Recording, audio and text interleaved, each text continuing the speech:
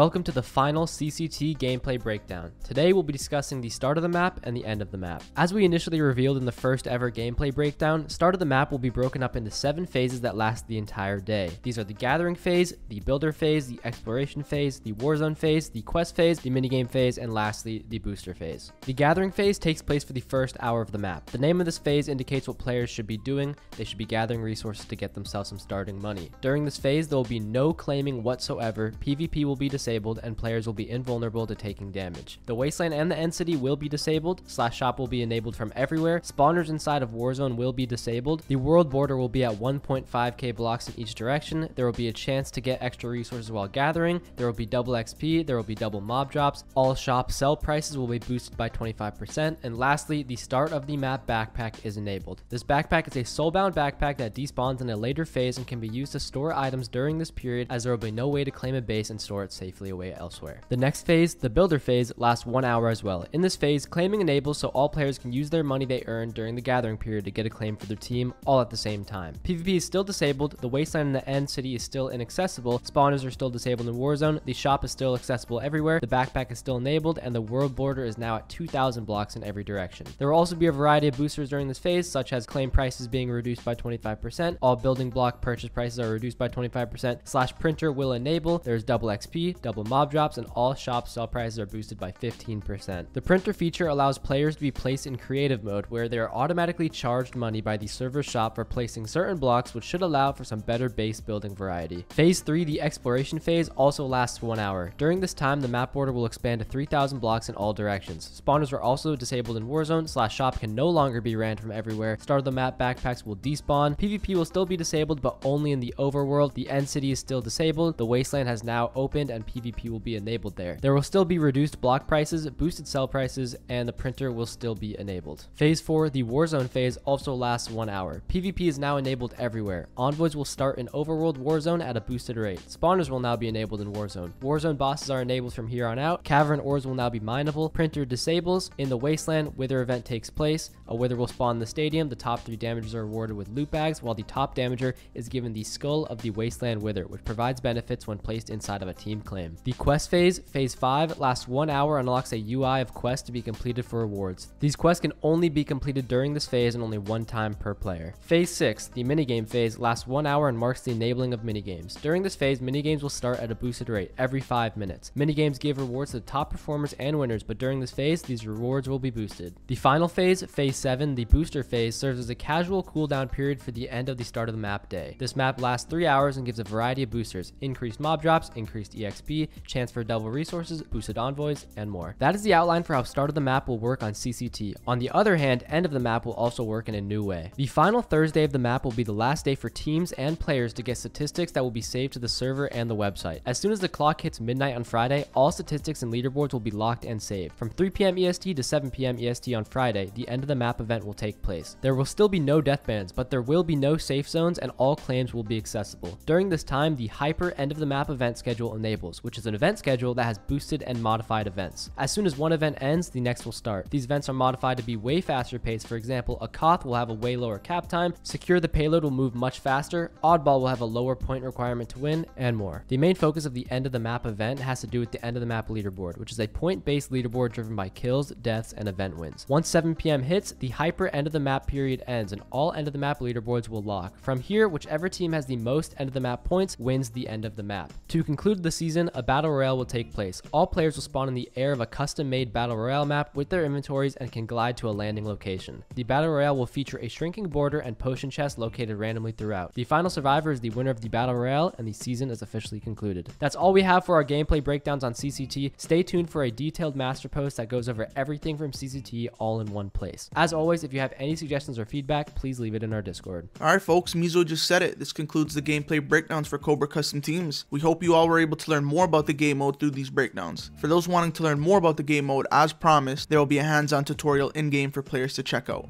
Speaking of in-game, we are extremely happy to announce that early access to Cobra is nearly here. The winners of the early access will be messaged on Twitter throughout the course of this week. Shortly after the early access commences, a statement will be issued to the public regarding the anticipated release date for Cobra Custom Team's open beta map. As always, on behalf of the whole team, thank you all for your patience and for your support. We're getting closer and closer to the finish line every single day. As we're getting closer to the launch, stay up to date with everything Cobra by following all of our socials over at cobra.gg/socials. Join our Discord at discord.gg/cobra for early news, teasers, and more. We look forward to seeing all of you on the server very, very soon.